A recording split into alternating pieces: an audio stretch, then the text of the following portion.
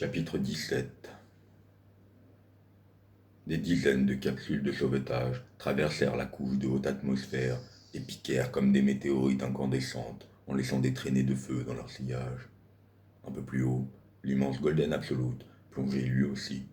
Sa proue dorée se mit à luire au contact de l'atmosphère et il fut bientôt privé de sa forêt de radars et autres tourelles de communication, arraché et emporté comme autant de cendres rougeoyantes. Né dans le vide, il n'avait jamais été conçu pour résister à des pressions gravitationnelles et se disloqua en plongeant vers la mort. Les capsules, en revanche, avaient été imaginées pour ce genre de périple. Toutefois, la température y devint rapidement insupportable malgré les boucliers thermiques dont chacune était équipée. Aucun humain non protégé n'aurait pu y survivre, ni même rester conscient avec une combinaison adaptée. Elle n'était cependant pas prévue pour des humains non augmentés, mais bien pour des Space Marines. D'épais nuages noirs, parcourus d'éclairs violacés, recouvraient ce monde. Les capsules les transpercèrent comme une pluie de météorites.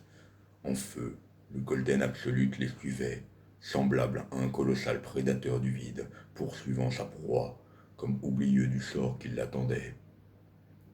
Les capsules rugissaient parmi la pluie battante et les éclairs aveuglants, lancés vers le sol dans une démonstration de flammes éblouissantes à l'image de la colère d'un dieu primordial. Au bout d'un moment, leurs queues embrasées s'évanouirent. Ralentie par l'atmosphère dense, la température des appareils diminua. Dans la cité ivoire, située au sol, les tourelles antiaériennes et lance-missiles montés sur les chars, or et violets de la 3e Légion, se tournèrent vers le ciel, comme pour suivre leur descente. Aucune batterie n'ouvrit le feu cependant. Ces capsules étaient les leurs. 20 kilomètres. 15. 10. La foudre frappa et prit une quinzaine de capsules dans un entrelac d'éclairs. 2000 mètres. 1500.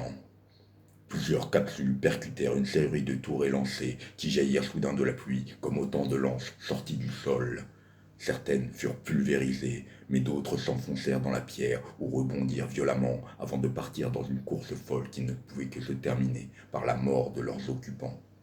D'autres poursuivirent leur descente sans encombre et leurs rétrofusées commencèrent à ralentir leur chute.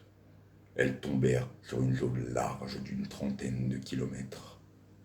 L'atterrissage fut violent, assez pour se briser les os, et les appareils fendirent le sol corallien quand ils ne transpercèrent pas de fines couches de treillage osseux avant de s'arrêter sous terre.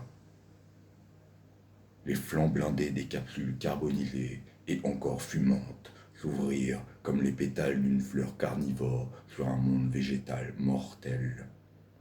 Des Emperor's Children, les derniers guerriers du Golden Absolute qui avaient réussi à atteindre les hangars de sauvetage avant que le bâtiment n'entame son plongeon fatal, sortirent de certaines d'entre elles. Toutefois, la majorité était vide et n'était que des leurs. Draeger s'extirpa de l'une d'elles. Baruda, Karn et une demi-douzaine d'autres World Eaters étaient avec lui. Le sang qui recouvrait leur armure se mit à couler, lessivé par l'ondée.